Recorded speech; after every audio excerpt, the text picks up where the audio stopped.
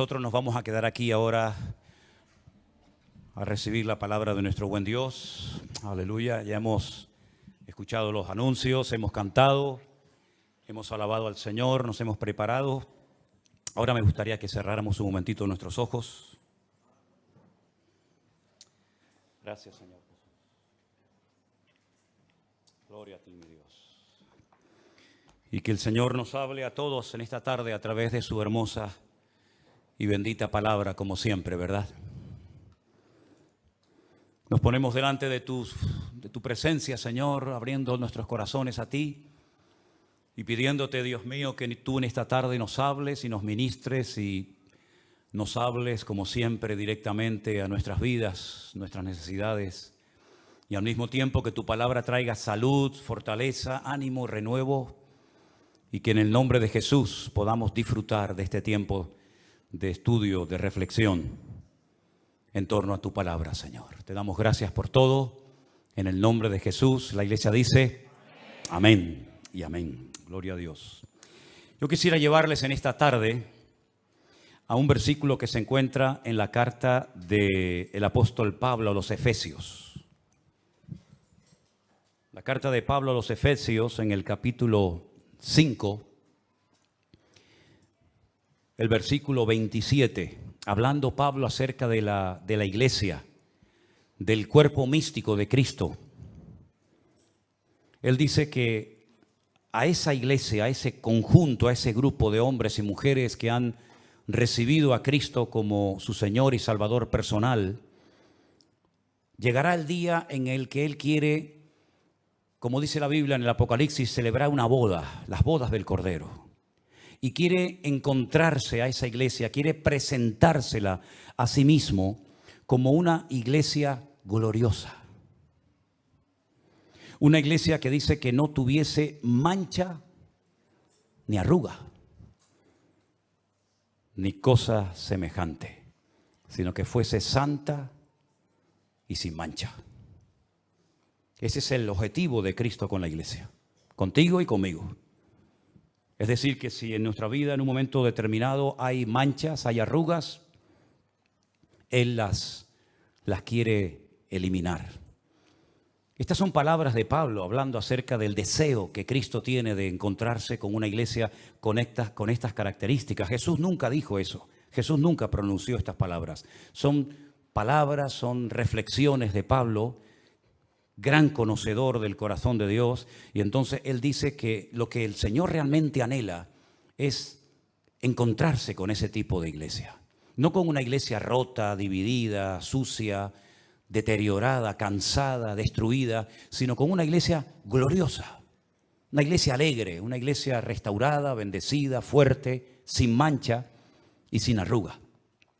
Yo solamente he encontrado en la Biblia 2 versículos donde aparece la palabra arrugas. Por cierto, ¿hay alguien aquí que tenga arrugas? No se preocupen por las arrugas de la piel.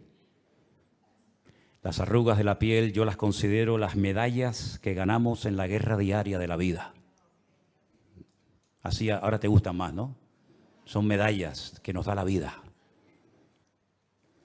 De las arrugas que te tienes que preocupar son de las arrugas del alma. Esas son a las que les tienes que prestar atención. A las demás, ni caso. Dice que con una excesiva exposición de la piel al sol, la piel se deteriora y se arruga, ¿no? Incluso le pueden salir hasta manchas. Y hay todo tipo de cremas. Hay un mundo. Yo cuando, no quiero dar demasiados detalles, pero cuando viajamos a Israel, hay un momento en el que las mujeres que van con nosotros a los viajes se vuelven locas. No es, por cierto, delante del muro de los lamentos, ni delante de la tumba vacía de Cristo, sino es en una tienda de cremas en el Mar Muerto. Ahí es donde las mujeres se vuelven locas y tienes que decir, vamos, hermana, vamos, que se hace tarde, y no hay manera. Y entonces vienen los expertos en cremas y empiezan a decir, no, porque esta crema es para esto y esta crema es para lo otro. Hay una que es como un barro que te echan y luego te pasan un imán y se va todo. Y dice que cuando te pasa el imán se va el barro y las arrugas. Entonces tú ves a las hermanas comprando kilos y kilos y botes y toneladas de esas cremas, ¿no? Yo le digo, pero hermanas, no se preocupen, si ahora vamos a ir a Calia. Calia es una playa que está en el Mar Muerto y ustedes pueden coger barro del fondo, lo meten en una botella, se lo llevan en la maleta y se lo llevan a su país. No se apuren, pero no hay manera. La crema del día, la crema de la noche, la humectante, la reflectante, yo qué sé, no quiero decir porque no tengo la terminología, pero ustedes saben, ¿verdad?, lo que estoy diciendo, ¿no? Si subiera cualquier hermana aquí arriba, nos daría una clase espectacular, ¿no? Esta es para esto, esta es para lo otro y tal. Y yo le digo a las hermanas, no solamente pueden conseguir barro del Mar Muerto gratis ahora cuando vayamos allí a bañarnos, algunos se revuelcan allí como si fueran cerditos allí, ¿no? Sino que además ese agua rejuvenece, les digo. Y entonces, claro, como las hermanas, cuando lo digo serio, todo lo que digo se lo creen. Dice, ¿de verdad, pastor? Digo, las aguas del Mar Muerto rejuvenecen. Está muerto, pero rejuvenece. Le digo, mire, hermana, una vez bajé yo de Jerusalén con un autobús lleno de mujeres, mayores, ya grandes, todas ellas. Y cuando subí a Jerusalén, yo miraba para atrás, digo, pero subo con un autobús de niñas, de tanto que rejuvenecieron todas. Y una hermana salió y un poco enojada, un poco enfadada, me dice, pues pastor, yo he salido y yo no he visto ningún cambio ni ninguna. Digo, pero es que usted necesita más de un baño, hermana. Usted necesita un par de horas ahí adentro. Así que no se enfade conmigo. Pasa que estuvo poco tiempo y el Mar Muerto le quitó 2 semanas. Pero si quiere quitarle años, usted tiene que estar ahí metida hasta el próximo viaje que volvamos, ¿no? Y también las aguas del Mar Muerto, y esto es verdad, no es broma. Le digo, a hoy se va a comprobar si lo que su marido le regaló en su día era oro o era una porquería. Porque si no es oro, en cuanto se meta ahí, las aguas del Mar Muerto destruyen todo metal que no sea oro. Entonces, ha habido enfados de hermanas que decían, mira, tú me dijiste que era oro y ahora resulta que esto es una verdad. Digo, bueno, mejor no se metan con nada por si acaso, ¿no? El primer versículo de la Biblia que aparece la palabra arrugas, ¿saben dónde está? En el libro de Job. Está en Job capítulo 16, verso 8. Y dice así, tú me has llenado de arrugas. Es Job hablando con Dios. Tú me has llenado de arrugas. Testigo es mi flacura, que se levanta contra mí para testificar en mi rostro.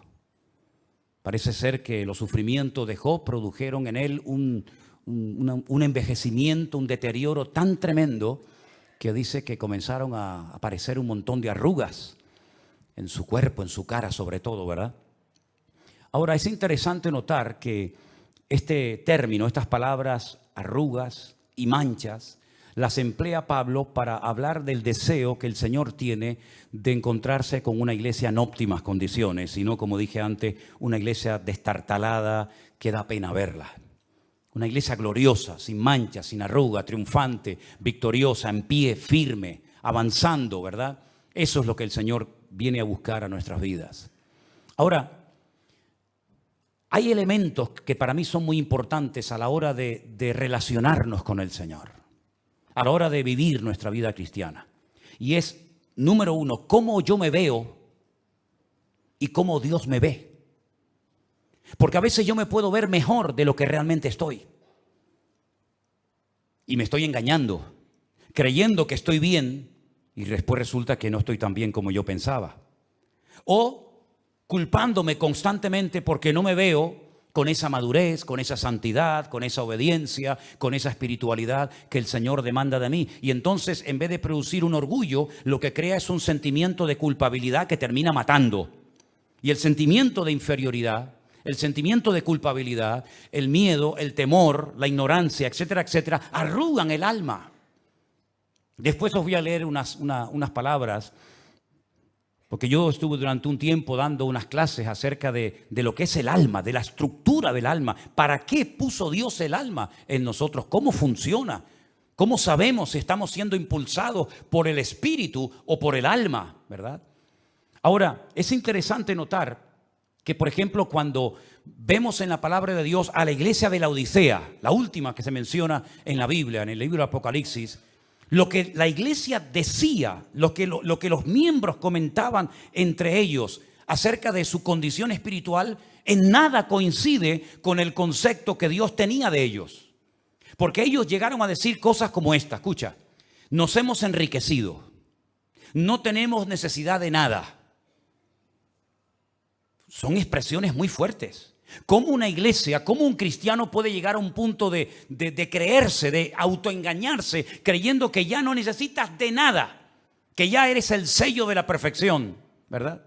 Sin embargo, el Señor, cuando le habla a esa iglesia, lo que opinaba el Señor de ellos era completamente diferente a lo que ellos decían de sí mismos. Ellos decían, nos hemos enriquecido y de ninguna cosa tenemos necesidad. Y el Señor les dice, pobres, ciegos, desnudos, desventurados. Que no coincide ni una palabra de lo que el Señor dice de ellos a lo que ellos decían de sí mismos. Incluso a esa iglesia le pasó algo terrible, que para mí es la peor tragedia que le puede ocurrir a una iglesia, a un creyente. Y es perder la presencia del Señor y no darse cuenta. Porque es ahí donde el Señor dice, he aquí estoy a la puerta y llamo. Si alguno oye mi voz y abre la puerta, entraré a él, cenaré con él y él conmigo.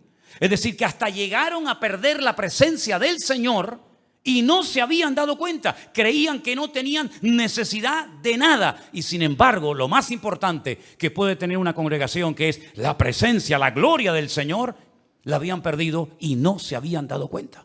Lo mismo que le pasó a Saúl, lo mismo que le pasó a Sansón, lo mismo que le pasó en un momento puntual a José y María, cuando dice que volvían al hogar donde tenían que vivir, donde ellos estaban. Y dice que el niño se les perdió. Bueno, yo creo realmente que los que se perdieron fueron ellos. Porque el niño estaba donde tenían que estar ellos también. Porque la fiesta es verdad que duraba 7 días. Pero cuenta la historia que los que verdaderamente amaban al Señor y los que verdaderamente querían darle más al Señor de lo que Él pedía, se quedaban un día más. Es decir, que la mayoría, la masa se iba al 7º día.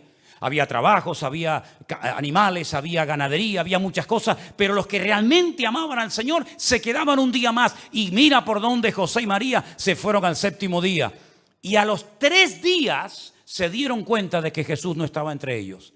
José pensaba que estaba con María, María pensaba que estaba con José. Los dos se equivocaron, tienen que dar marcha atrás. Y el niño Jesús estaba en el templo diciendo, en los negocios de mi Padre me es necesario estar.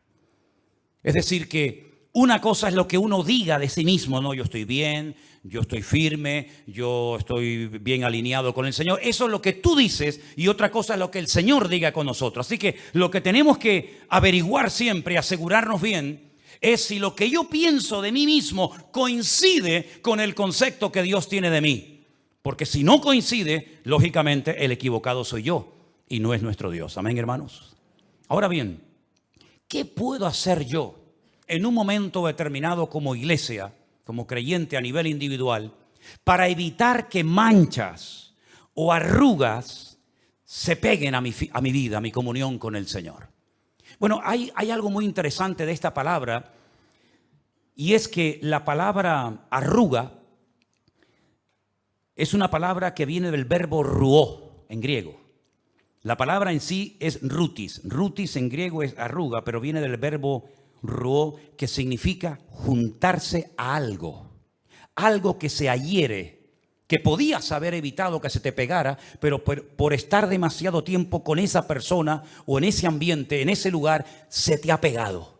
Es como si entras, no sé, en un ambiente contaminado de humo, donde hay fuego, y al final te vas y la gente dice, oye, tu ropa huele a humo. Es que has estado en una hoguera, has estado expuesto donde hay fuego. O como aquellas personas que dice que estaban en la casa donde el Señor Jesucristo fue ungido con aquel vaso de alabastro y aquel perfume de nardo costosísimo, y dice que toda la casa, incluidos los que estaban dentro de ella, lógicamente, dice que se impregnaron con el mismo olor de la casa, es decir, con el mismo olor que desprendía Cristo. Es decir, que si tú estuviste ese día en esa reunión, cuando Cristo iba por la calle, la gente lo olía a nardo puro, y los que estaban con él, aunque no fueran de sus discípulos, por haber estado allí ese día con el Señor, también salieron oliendo al mismo aroma, al mismo perfume del Señor Jesucristo. Eso es ruó en griego. Es el juntarte a algo que se te impregna, que se te pega en tu forma de hablar, en tu forma de expresarte, en tu forma de comportarte en la vida. Y eso son las arrugas de las cuales habla la Biblia. No es ningún pecado tener arrugas, ni mucho menos. Ya te dije antes que son como medallas, ¿no? que nos da la vida. Pero lo que está bien claro es que hay cosas que nosotros como creyentes debemos de evitar. Ciertos lugares, ciertas amistades, ciertas relaciones. Por ejemplo, una vez Pablo mandó una carta a la iglesia de Corinto y parece ser que lo malinterpretaron. Parece ser que entendieron mal lo que Pablo quiso decir. Y entonces él dice, vamos a ver, yo no les dije en ningún momento que no os juntéis con ningún fornicario. Yo no enseñé eso. Yo no les dije que nunca se juntaran con un idólatra. Yo nunca les dije que se juntaran con un malediciente o con un pecador. Dice, porque si yo les hubiera dicho eso, que no os podéis juntar con ningún tipo de pecadores, entonces tendríais que salir del mundo, porque todo el mundo es pecador y todos de alguna manera u otra han pecado. Yo lo que les dije, y ahí viene la aclaración, yo lo que les dije es que no juntéis con ninguno que, llamándose hermano, ¿te das cuenta el matiz? Con ninguno que, llamándose creyente, seguidor de Cristo, hijo de Dios, fuere esto, aquello, y ahí menciona una lista de pecados tremendos. Dice, y lo tenéis que hacer para que se avergüence y se dé cuenta el mundo de que no todos somos iguales. ¿Se dan cuenta? Es decir, hay cosas que nosotros podemos evitar y debemos de evitarlas. Es nuestra responsabilidad personal como creyentes evitar ciertos ambientes, ciertos lugares, ciertas cosas. Como dice la Biblia, todo me es lícito, pero no todo conviene, evidentemente. Ahora bien, hay cosas que debemos de hacer para evitar que nuestra vida se arrugue, para evitar que nuestra alma se deteriore. Miren, el Señor me permitió publicar este libro. Perdonen que yo no estoy haciendo propaganda del libro. Yo lo que estoy diciendo es que aquí en este libro de Educación Cristiana número 2, yo estaba leyendo hoy algo que enseñé hace años aquí en la iglesia y dije que según leemos en la palabra de Dios en la Biblia, el alma también se enferma. No solamente la mente, no solamente el cuerpo, sino que también el alma, la parte anímica del ser humano también se enferma. Y a veces en las iglesias hay gente enferma del alma y no lo saben.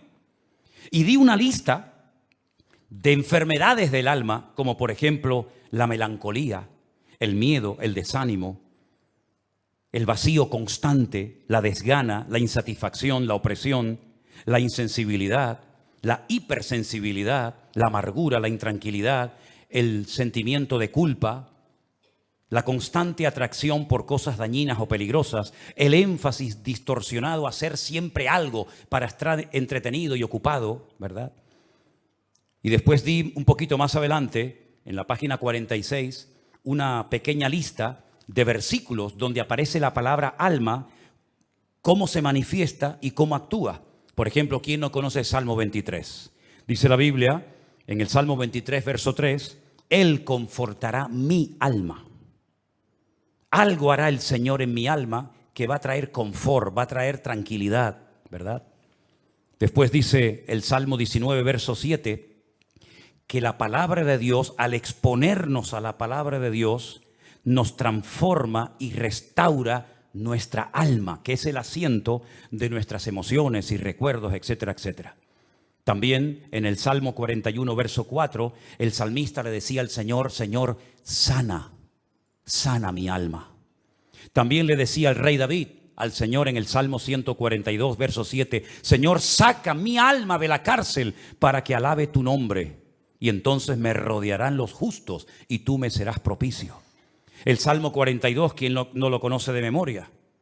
Mi alma tiene sed de Dios. ¿Cuándo vendré y me presentaré delante de Él? Y así podríamos hablar de docenas y docenas de textos bíblicos donde aparece el alma, sus funciones, cómo se manifiesta, cómo se arruga o se deteriora y al mismo tiempo qué podemos hacer para que el alma sea restaurada y mi vida sea espíritu, alma y cuerpo totalmente restaurado y transformado por el poder de Dios. Una de las cosas que debemos de hacer es lo que nos dice Romanos capítulo 12, versículos 1 y 2. Versículos que sabemos prácticamente todos los creyentes de memoria y que dicen así.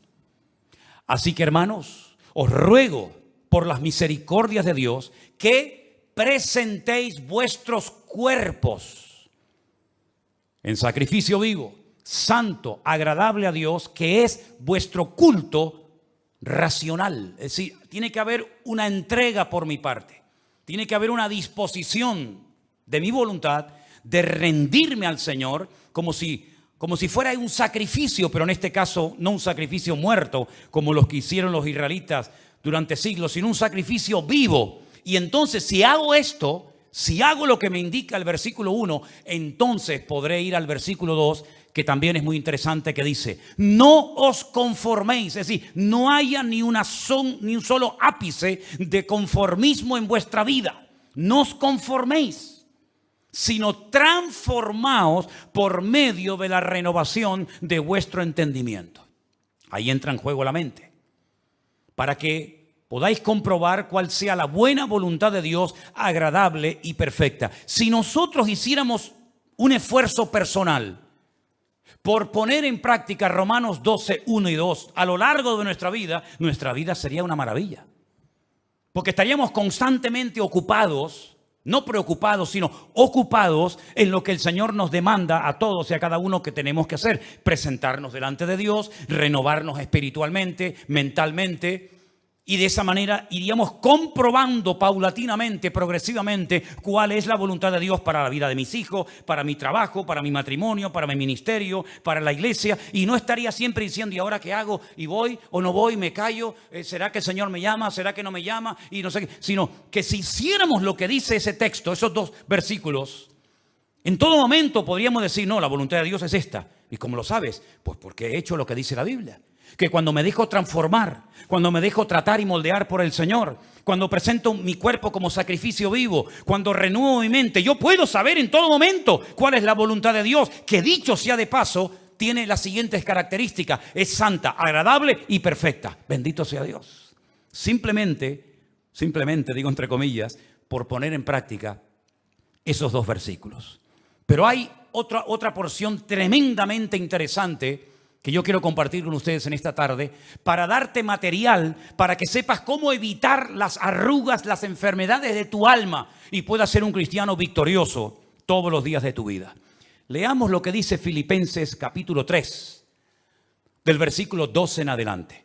No que lo haya alcanzado ya, palabras de Pablo, ni que ya sea perfecto, sino que prosigo por ver si logro asir aquello para lo cual fui también asido por Cristo Jesús. Es decir, yo aún no he llegado a la meta, no he llegado, soy consciente de ello, estoy en ese proceso, estoy peleando la buena batalla, estoy tratando de acabar la carrera.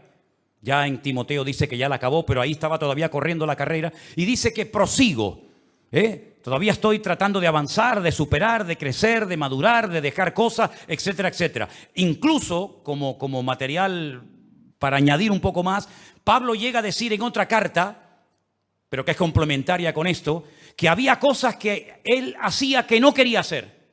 Y también dice que había cosas que hacía que no quería hacer y cosas que no hacía que quería hacer. Y entonces dice: pero esto, ¿qué me está pasando? Hay algo que me está dominando por dentro. Es la ley del pecado. ¿Quién me librará de este cuerpo de muerte? Él está poniendo su corazón encima de la mesa como apóstol. Él no finge, él no aparenta ser un Superman, un superhombre, sino que él dice: hermano, miserable de mí, ¿quién me librará de este cuerpo de muerte? Pero termina diciendo: pero ninguna condenación hay para los que están en Cristo Jesús, los que no andan conforme a la carne, sino conforme al Espíritu. Así que vemos ahí el deseo de Pablo de poder alcanzar aquello para lo cual un día el Señor lo alcanzó a él. Y dice, qué interesante el siguiente texto: hermanos, yo mismo no pretendo haberlo ya alcanzado, pero una cosa hago. Vamos a ver qué hacía este hombre. Porque si él lo hacía, yo creo que también es bueno que nosotros lo hagamos. Él lo que hacía era olvidando ciertamente lo que queda atrás, pasando página del pasado, no viviendo en el pasado, condicionando mi presente e hipotecando mi futuro. Olvidando ciertamente lo que queda atrás. No soy un esclavo de mi pasado, sino que lo olvido. Y dice, extendiéndome a lo que está delante.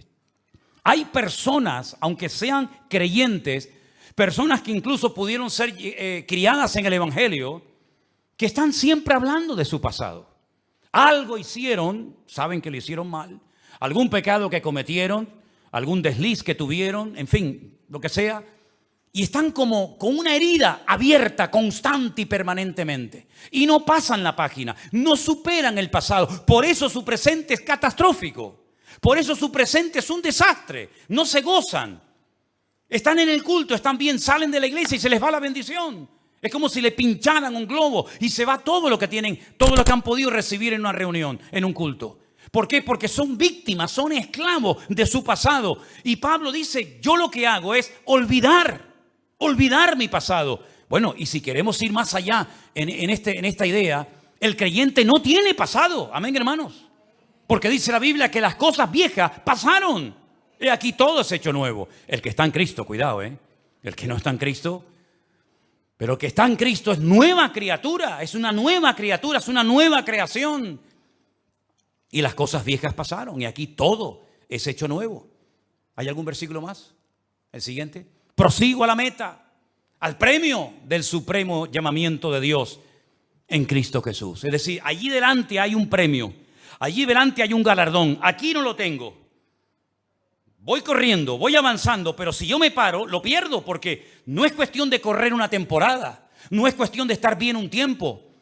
Bueno, si usted ha corrido, si usted ha dejado el pecado, si usted ha dejado su mala vida, bautizándose, incluso dando testimonio y ejemplo de una forma representativa, simbólica, de que usted ha superado su pasado o quiere superar su pasado, estupendo, genial.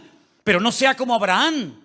Hace poquito hablábamos de él, ¿se acuerdan? Dice la Biblia que Dios le dijo a Abraham, sal de tu tierra y de tu parentela a la tierra que yo te mostraré. Hermano, más claro agua.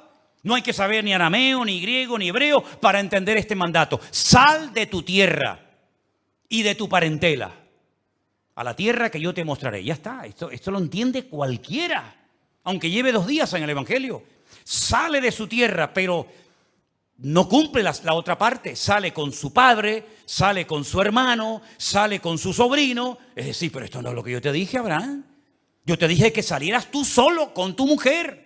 Pero no con todo este séquito, no con toda esta gente. Bueno, comienzan a avanzar. Llegan a un lugar llamado Haram, ¿se acuerdan? Mitad de camino. Entre Ur y Canaán, la mitad se llama Harán. Pero es que ese lugar no se llamaba Harán. Harán era un hermano de Abraham que murió en Ur de los Caldeos, ¿se acuerdan? Era Nacor, Harán y Abraham. Nacor sale con su padre Taré, con su hermano Abraham, pero Harán se muere. Y entonces llega el padre y no sé lo que le pasó, le entró nostalgia, víctima del pasado, el dolor, la herida de haber perdido un hijo. Seguramente diría, ay, cómo me gustaría que alrededor de esta fogata, alrededor de este fuego, escuchara esta conversación mirando a las estrellas y viendo cómo el Señor ha creado todo. Cómo me gustaría que estuviera mi hijo Harán. Qué bonito sería que Harán estuviera con ustedes también. Sí, es muy bonito, pero Harán ya murió, papá. Ya no está entre nosotros. Harán murió. Lo dejamos en Ur de los Caldeos. Bueno, pues entonces, como no me lo pude llevar, sino que dice que lo enterró allí, a esta tierra, a este territorio, para recordar siempre a mi niño, a mi hijo, lo voy a llamar Harán. Y dice que en Harán llegaron y se quedaron. Pero esa no era la voluntad de Dios. Cumplió a medias el llamado. El capítulo siguiente dice, pero Dios había dicho...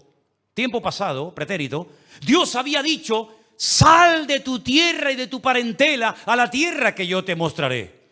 Luego Abraham tiene que despedirse del padre, tiene que despedirse de su hermano, pero otra vez se lleva a otro que no tiene llamado de Dios. En este caso Lot, su sobrino, que al final también terminó mal aquello, se tuvieron que separar por el camino. Eso es lo que son las arrugas, es juntarte o dejar que se pegue algo a tu vida que no forma parte de tu herencia espiritual. ¿Para qué te tienes que llevar a tu padre? Si yo te dije que no te lo lleves, ¿para qué te tienes que llevar a tu sobrino? Claro, ya eres mayor, a lo mejor tu sobrino te echa una mano y tal, pero olvídate de eso, yo estaré contigo, tú serás de bendición a todas las familias de la tierra, pero estas condiciones, si no las cumples, la bendición no viene. Y hay bendiciones que a veces vienen a nuestra vida, y seamos sinceros, sin buscarlas y sin pedirlas. Pero hay otras muchas bendiciones que vienen por pagar un precio. Y en este caso, nosotros tenemos que pagar el precio de la obediencia absoluta a nuestro Dios. Mira, para ser más directo y más claro, tú no necesitas hoy por hoy de nada ni de nadie para vivir una vida cristiana victoriosa. Así de claro. ¿Cómo que de nadie? De nadie. ¿A quién necesitas tú para ser un buen marido? Yo, bueno, a mi esposa. ¿Y si no viviera? ¿Y si no tuvieras hijos o si no tuvieras marido? Tu vida se destruye. No hay propósito, no hay sentido, no hay deseos de vivir, no hay llamado, no hay santidad, no hay nada. Tú no necesitas de ningún elemento externo. Tú lo único que necesitas es renovarte y transformarte en la presencia del Señor cada día para que puedas comprobar cada día, cada instante de tu vida cuál es la voluntad de Dios santa, agradable y perfecta para tu vida, mi querido hermano. Eso es lo que tenemos que hacer. Desprendernos, dejar atrás el pasado, superar el pasado, dejar de lamernos las heridas. Es que me dijo, es que me hicieron, es que me dijeron. Ya está bien, ya está, déjalo ya, pasa la página. Ahora, cuando yo hablo de la iglesia, muchas veces le he dado muchas vueltas a la cabeza con esto, porque yo digo, pero Señor, si uno observa la iglesia a nivel mundial, la iglesia está muy manchada. Y la iglesia tiene muchas arrugas, ¿sí o no? Y te va a dar tiempo a ti, con el poquito tiempo que sabemos que falta para que tú vengas. ¿Te va a dar tiempo a ti de hacer en poco tiempo lo que no se ha conseguido en 2000 años? ¿Van a hacer falta otros 2000 años para tener una iglesia sin mancha, sin arruga, gloriosa, maravillosa? Bueno, hay un versículo que a mí me da una alegría tremenda en mi corazón. Y está en el último libro de la Biblia, que es Apocalipsis 19, los versículos 7 y 8. Me gustaría que los leyéramos juntos, por favor, ahí los tiene. Vamos. Gocémonos y alegrémonos y démosle gloria, porque han llegado las bodas del Cordero y su esposa se ha preparado. Y a ella se le ha concedido que se vista de lino fino, limpio y resplandeciente, porque, sigan, el lino fino son las acciones justas de los santos. Como el Señor sabe cómo va a terminar todo esto, tú y yo no lo sabemos. No sabemos el futuro. El único que sabe y conoce perfectamente el futuro es el Señor. El Señor nos da un adelanto y nos dice, al final de los tiempos, esa iglesia con problemas, esa iglesia dividida, esa iglesia imperfecta, esa iglesia que parece que no termina de componerse, etcétera, etcétera. A esa iglesia yo la vestiré de lino fino y resplandeciente. Y ustedes podrán decir, gocémonos y alegrémonos porque han llegado las bodas del Cordero. Hava Nagila Hava Venismeja, esa canción tan famosa, ¿no? La canción que cantamos cuando vamos navegando en el barco en el mar de Galilea. Hava Nagila Hava. Este es el versículo. Gocémonos y alegrémonos. Hava Nagila Hava Venismeja. Eso es lo que significa. En otras palabras, llegará el momento en el que la iglesia será perfecta. Pero esa perfección solamente la alcanzaremos cuando lleguemos a la presencia de nuestro Dios. Mientras tanto, todavía hay muchas cosas que superar. Todavía hay muchas relaciones tal vez deterioradas que se tienen que restaurar. Y todavía hay muchas arrugas y manchas que tenemos que trabajar en cada una de ellas. Amén, hermanos. Y que yo sepa, perdone si me equivoco, que yo sepa, las arrugas, ¿saben cómo salen? No las del cuerpo, no lo hagan, sino las de la ropa. ¿Cómo salen? Ahí está. Gracias. Con ese aparato. ¿Ustedes se acuerdan las planchas antiguas que había que ponerle carbón dentro? Ustedes no habían nacido cuando eso, ¿no? Hoy en día las planchas son inteligentes. Lo hacen todo. Ya no hace falta ni que sepa planchar, hermano. ¿Cuántas camisas has quemado? ¿Cuántos pantalones? Ya no te preocupes, son inteligentes. Te hacen así. Te echan un vapor, ¿verdad? Y con calor salen las arrugas. ¿No será que a veces el corazón de la iglesia está un tanto frío o tibio? Le falta el calor del Espíritu Santo de Dios, de la presencia de nuestro amado Dios. Y por eso puede ser que las arrugas no se van y las manchas no se quitan. No necesitaremos más del calor, del fuego del Espíritu Santo para que esas arrugas se vayan y nos presentemos delante del Señor sin mancha y sin arruga, ni cosa semejante. La Biblia nos dice que la iglesia de la Odisea tenía el corazón tibio.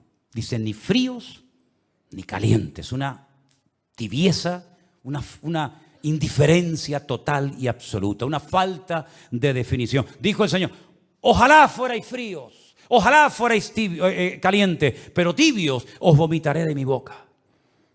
Ahora sí que te hago esta pregunta y contéstatela para ti mismo. ¿Cómo está tu corazón y tu relación con Dios? Bien caliente con el fuego del Espíritu de Dios, ardiendo más que nunca, decía Pablo, ¡aviva el fuego, Timoteo! Que a veces trabajando para otros se enfría uno. Por atender la viña ajena, descuidé mi propia viña. ¿Se dan cuenta? ¡Aviva el fuego, Timoteo! Cuídate de ti mismo. Cuida la doctrina, cuida a los hermanos, cuida a la iglesia, pero sobre todo cuídate a ti mismo, porque de ti depende mucho en el reino y en la obra de Dios. Así que aviva el fuego del don de Dios que está en ti. Pero por otra parte también sabemos que hay gente que se enfrían, que se congelan espiritualmente hablando. Les da lo mismo todo, que se condenen, que se salven, que vengan muchos, que vengan pocos. Tan fríos, tan congelados completamente. Y luego están los tibios, los que no terminan de estar en un lugar ni en otro. Y el Señor dice que a ese tipo de creyentes, a ese tipo de iglesia, los vomitará de su boca. Es la primera vez que yo sepa que en la Biblia aparece esa expresión tremenda. A los tibios los vomitaré de mi boca.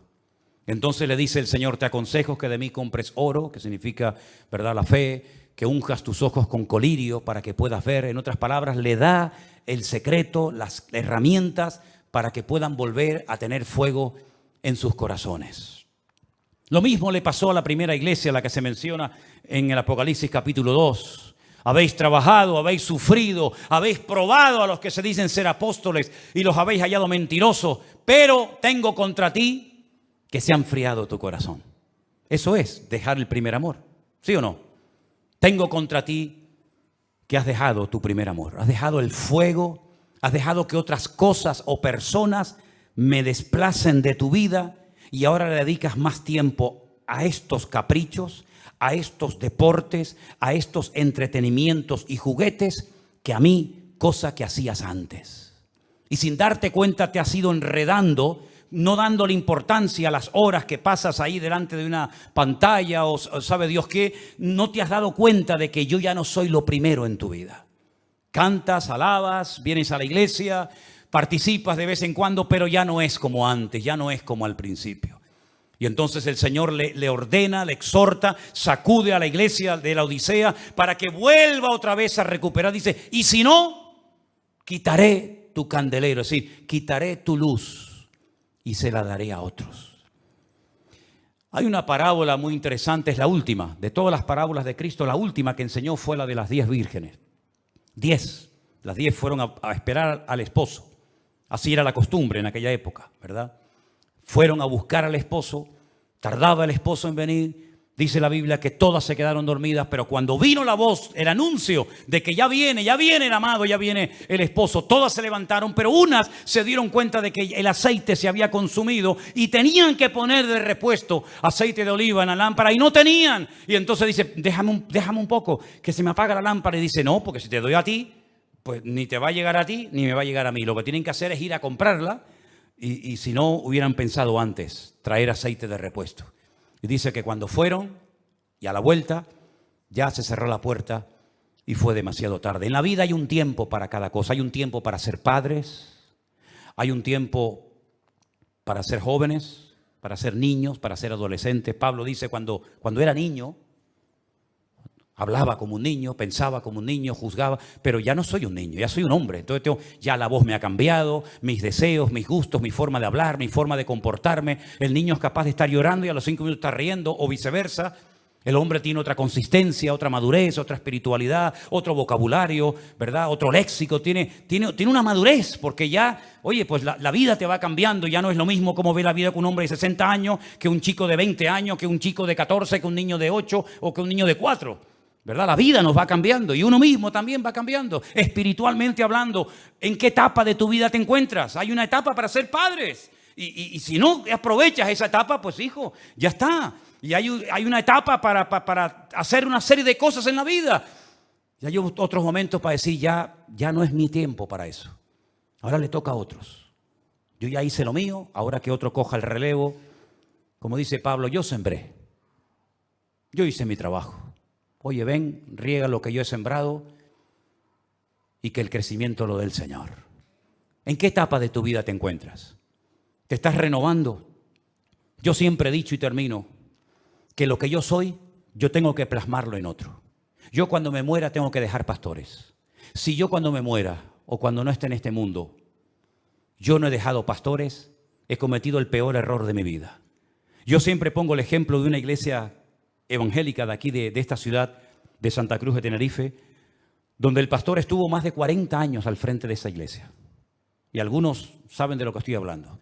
Más de 40 años al frente de esa iglesia como pastor principal. Cuando este hermano murió,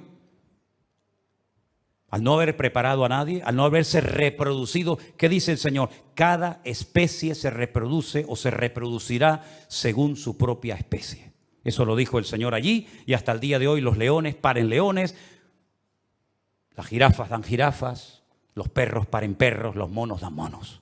No es que hay una mutación y ahora los leones están pariendo vacas y las vacas están pariendo cebras y las cebras están pariendo conejos. No, cada uno según su especie, en lo vegetal, en lo material, en todo, en lo animal, en lo espiritual también.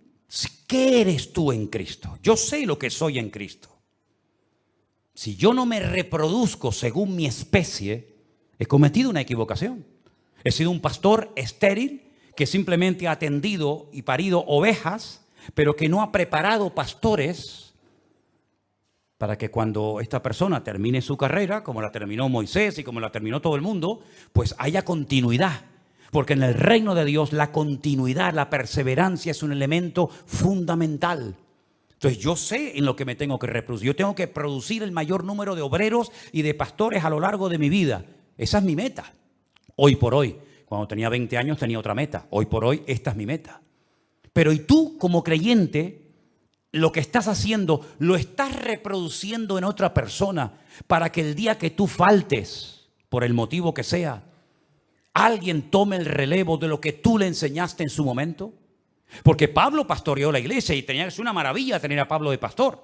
Aunque a algunos tampoco les caía muy bien Pablo. Pero cuando Pablo se fue dejó a un Timoteo. Cuando Moisés se fue dejó a un Josué. Cuando Elías se fue dejó a un Eliseo. El problema fue cuando murió Josué, que no dejó a nadie. Y se armó el caos, la anarquía en el pueblo. Cada uno hacía lo que le venía en gana, dice la Biblia, libro de los jueces. Cuando se murió Eliseo, un caos terrible porque no dejó sucesor, no dejó heredero. Tú tienes que buscar tu heredero, tu escudero espiritualmente hablando. Lo que tú estás haciendo hoy por hoy en el cuerpo de Cristo, tienes que reproducirlo en otro. Porque si no, se cortará el hilo conductor. Y si hay un elemento fundamental en la Biblia, es que hay un hilo conductor desde el Génesis hasta el Apocalipsis. Es decir, hay continuidad profética. Hay continuidad de propósito. No es que Dios dijo una palabra, se murió ese profeta y ahí se quedó en el vacío, en el limbo. No, sino que hay una continuidad y muere un profeta y se levanta otro, y muere un juez y se levanta otro, y muere un sacerdote y se levanta otro, y hay continuidad hasta llegar a Cristo. Y Cristo, nuestro sumo sacerdote, nos dice hoy en día que cada uno de nosotros, según la actividad propia de cada miembro, Efesios 4, el cuerpo se va creciendo por la actividad propia de cada miembro y nos vamos reproduciendo en otras personas. Y como alguien me dijo hace muchos años y no entendí lo que dijo, créame, no lo entendí, hoy en día sí lo entendí, hoy sí lo entiendo. En un congreso de pastores hace muchos años, un pastor invitado dijo la siguiente frase. Repito, yo en ese momento No sé si hasta me molestó, pero no la entendí. Él dijo, el mayor trabajo de un pastor es quedarse sin trabajo. Parece como una incongruencia, ¿no? En otras palabras, como le dijeron a aquel gran varón de Dios que estaba arando en el campo y le dijeron, ¿qué te falta a ti hacer en la vida? Y dice, a mí, terminar este surco. Ya lo he terminado todo. Pablo llegó a decir, he acabado la carrera. Ya no voy a seguir corriendo, ya corrí bastante. Yo ya he acabado la carrera. Yo ya he peleado la batalla. Llevo años peleando, llevo años corriendo, pero ya no voy a pelear más y ya no voy a correr más. Ahora me espera la corona que el Señor me dará a mí, el juez justo de toda la tierra. Entonces uno tiene que pararse y decir en qué momento, en qué etapa de la vida me encuentro, porque hay cosas que en este momento tú no te puedes permitir como creyente. Hace años cuando comenzaste, sí, algunas palabras, algunas reacciones, algunos deseos, algunas tendencias, algunas inclinaciones, puede ser, eras un bebé, estabas empezando, estabas iniciando en esta carrera, pero hoy en día no. Porque ya hay muchos ojos, ya hay muchas personas que te observan, ya has predicado, ya has cantado, ya te ven en las cámaras, ya te conoce mucha gente cuando sales, cuando entras, ya eres conocido, ya no pasa desapercibida tu vida, ya de alguna manera te tienen en el punto de mira, en la lista te tienen. Y por eso hay una obligación, una responsabilidad por nuestra parte de ir eliminando arrugas y manchas de nuestra vida y poder terminar la carrera y ponernos ese vestido de lino fino y resplandeciente que el Señor le dará a los que venzan y sean fieles hasta la muerte en el nombre del Señor. ¿Cuántos dicen amén? Cierra tus ojos un momentito en esta noche, hermano, y medita y reflexiona en esta palabra. Manchas, arrugas. Sería terrible que una novia a punto de casarse apareciera en la iglesia con ese vestido totalmente arrugado y manchado. Sería una vergüenza indescriptible. Sería terrible para ella, para sus padres, para su novio, para los invitados, esperar y esperar con ansias a esa novia y verla entrar totalmente sucia, el vestido totalmente roto, totalmente desgastado, viejo. ¿Cuántas horas se pasa, verdad, una novia preparándose para ir al encuentro de su amado? ¿Cuántas horas se pasa esa novia tratando de arreglarse lo mejor posible para que su novio la encuentre perfecta y hermosa? Para que no haya nada en su vestimenta que se vuelva en su contra. El Señor nos está dando tiempo para arreglar nuestra vida delante de Él. Sea como sea, arréglate lo antes posible para venir al encuentro de tu Dios.